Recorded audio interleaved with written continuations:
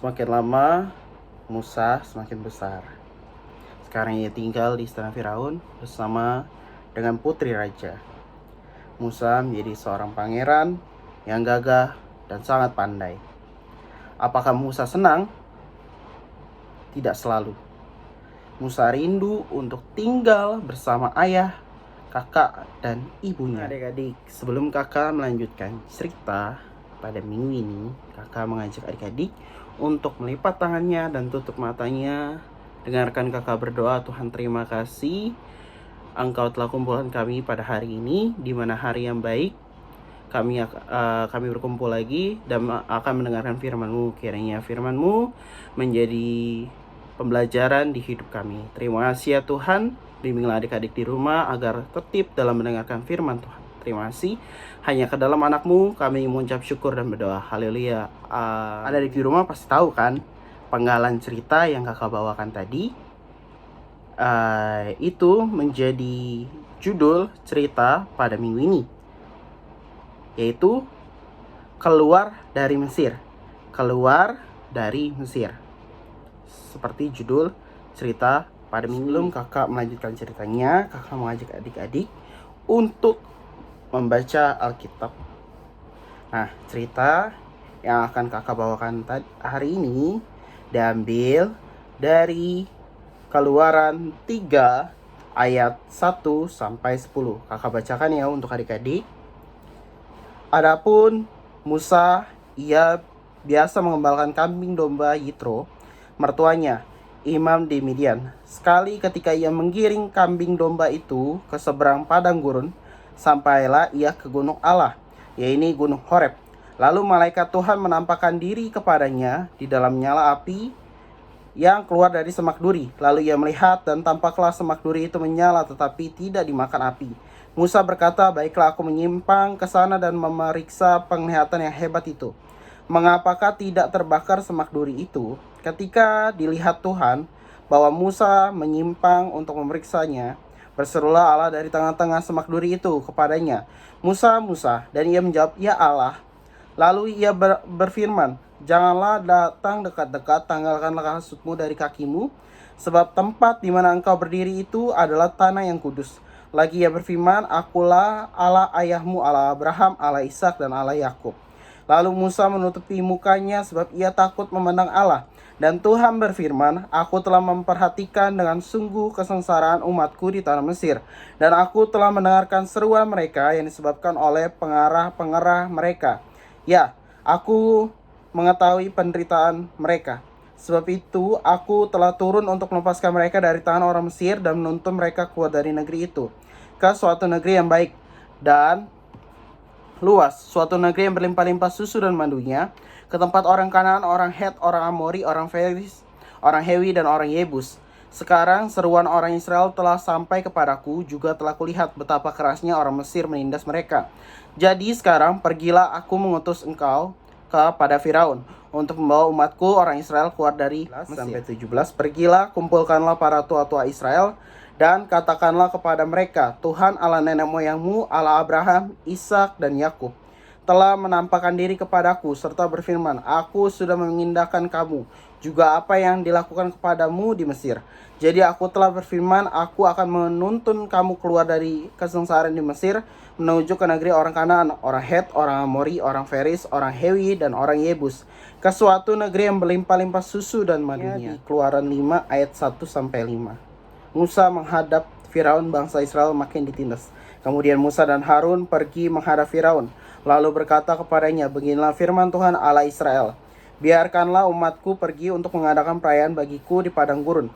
Tetapi Firaun berkata, siapakah Tuhan itu yang harus kudengarkan firman-Nya untuk membiarkan orang Israel pergi? Tidak kenal aku Tuhan itu, dan tidak juga aku akan membiarkan orang Israel pergi.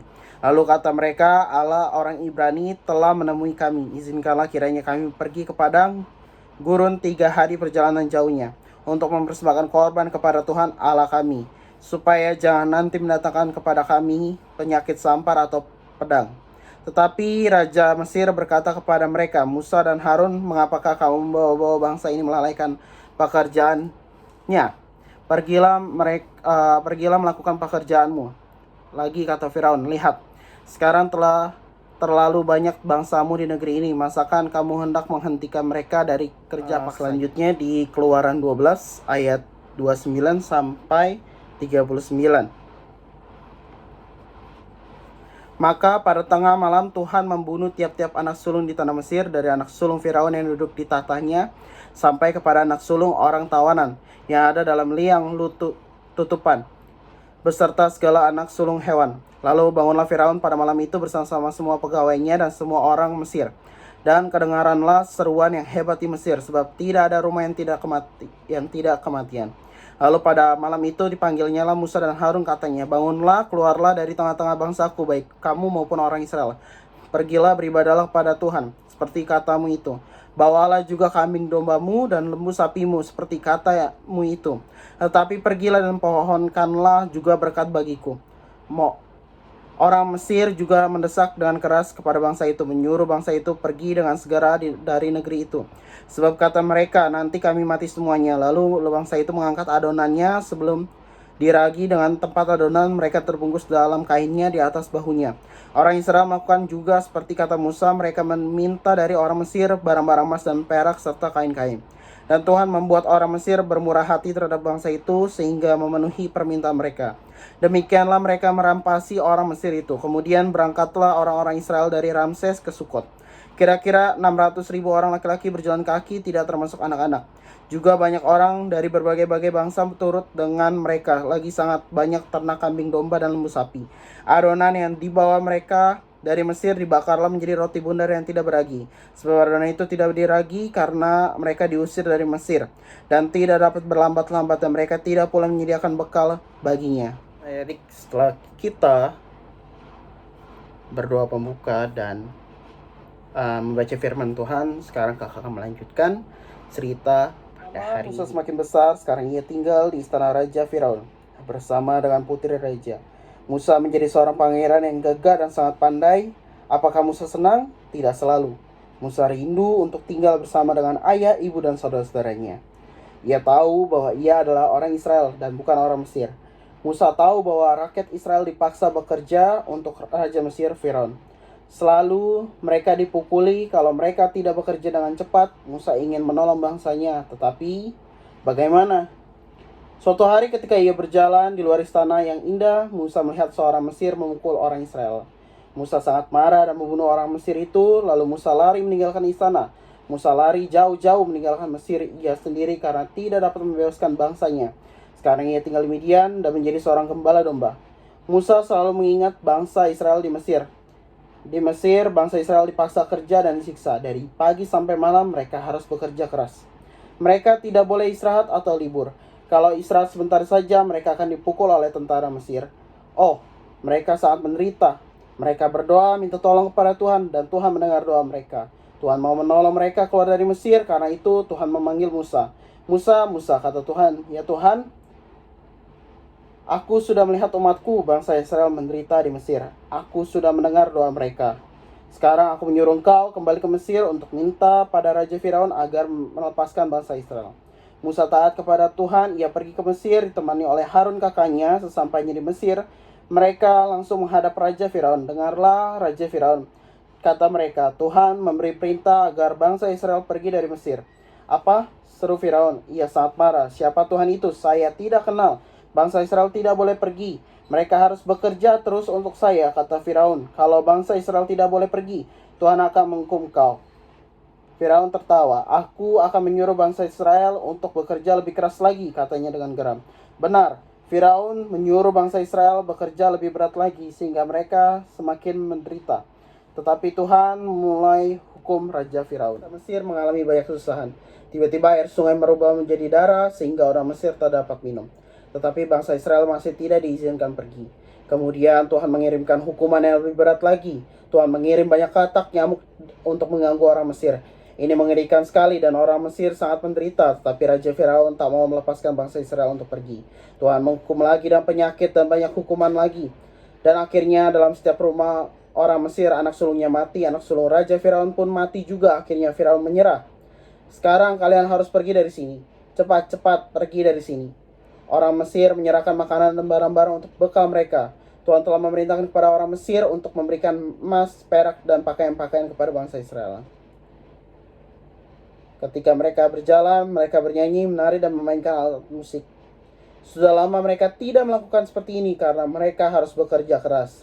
Puji Tuhan yang telah melepaskan kita dari Mesir, kata mereka dengan sukacita. Orang Israel segera berangkat dari Mesir dan mereka berburu-buru dan mengucap syukur kepada Tuhan kalau mereka boleh dibebaskan dan boleh kembali ke Israel. Apa yang kalian lihat dalam gambar ini? Bangsa Israel sedang bersiap-siap untuk berangkat. Ada anak-anak, ibu-ibu, dan bapak-bapak membungkus barang-barang mereka. Anak-anak tahu apa yang hendak mereka lakukan. Ya, mereka hendak pergi meninggalkan Mesir. Oh, mereka senang sekali. Mengapa? Sebab mereka tidak senang di Mesir. Di Mesir mereka dipaksa untuk bekerja keras. Mereka menderita, mereka mengalami kesusahan dan kesedihan. Itu sebabnya mereka berdoa terus pada Tuhan. Tuhan mendengarkan doa mereka dan menolong mereka sehingga sekarang mereka bebas. Kadang kita juga susah dan sedih. Mungkin kita sendiri di rumah ketika mama, papa, atau papi, mami kita sedang bekerja, atau kita tidak dapat mengerjakan pekerjaan rumah karena kita tidak mengerti. Saat itu, apa yang harus kita lakukan? Kita harus berdoa seperti bangsa Israel, meminta tolong dan hikmat pada Tuhan. Apakah Tuhan mendengar doa kita? Pasti adik-adik di rumah, Tuhan akan mendengar doa kita dan menolong kita. Berdoa pembuka, membaca Alkitab dan mendengarkan firman Tuhan melalui cerita. Sekarang kita tiba saatnya untuk menghafal ayat hafalan, di mana ayat hafalan diambil dari Keluaran 33 ayat 14. Nanti kakak akan tampilkan di layar, dan kakak berharap adik-adik untuk hafal ayat hafalan yang ada di layar.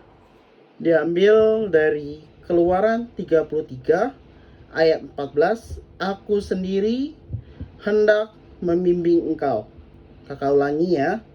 Di Keluaran 33 ayat 14. Aku sendiri hendak membimbing engkau. Kakak ulangi.